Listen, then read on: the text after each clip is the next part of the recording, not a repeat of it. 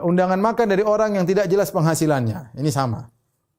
Undangan makan dari orang yang tidak jelas penghasilannya. Kita diundang makan sama orang yang penghasilannya tercampur antara halal dan haram.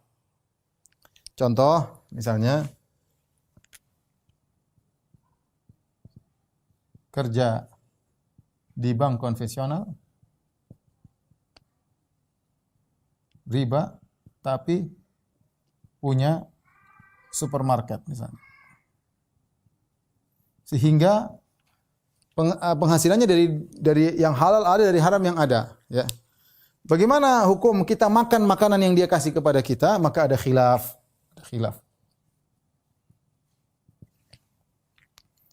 Ada yang mengatakan halal secara mutlak, halal. Bahkan meskipun penghasilannya haram.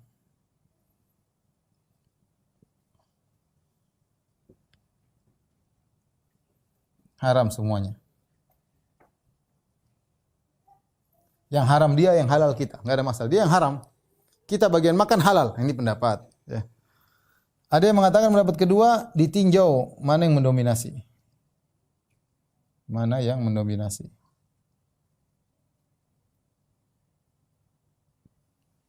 Pendapat yang ketiga, pendapat Az-Zuhri dan Makhul, pendapat yang lebih kuat, ini pendapat yang lebih kuat adalah boleh makan selama kita tidak bisa pastikan ini dari hasil yang haram. Selama kita tidak bisa memastikan bahwa ini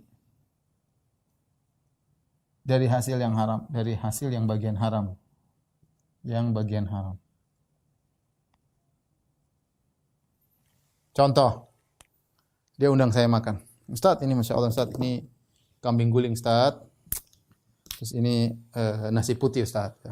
Yang kambing guling dari hasil bank konvensional, yang nasi putih dari supermarket. Ya saya nggak boleh makan yang ini karena dia sudah bilang. Seandainya dia nggak bilang, saya makan semua, nggak ada masalah. Karena saya tahu penghasilannya bercampur. Tapi kalau dia sudah perinci, dia bilang ini kambing guling dari bank konvensional, nasi putih dari dari supermarket, ya saya makan nasi putih, tidak boleh saya sentuh ini karena ini dari hasil yang haram. Ini pendapat, dan wallahu alam pendapat ini yang lebih hati-hati, pendapat ini lebih hati-hati.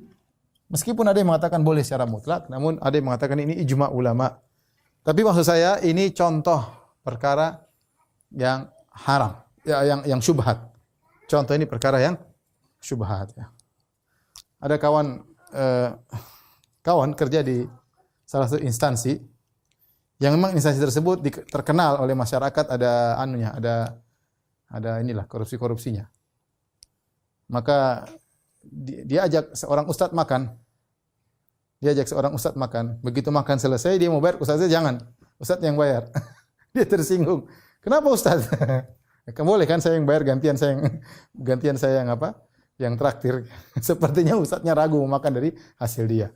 Tapi intinya pendapat yang benar, selama kita tahu penghasilannya masih campur, kita masih boleh makan selama tidak bisa kita pastikan itu dari hasil yang haramnya. Ya. Dan itu pendapat lebih kuat. Kenapa? Apa dalilnya? Dalilnya Nabi SAW diberi hadiah oleh wanita Yahudi dan Nabi terima.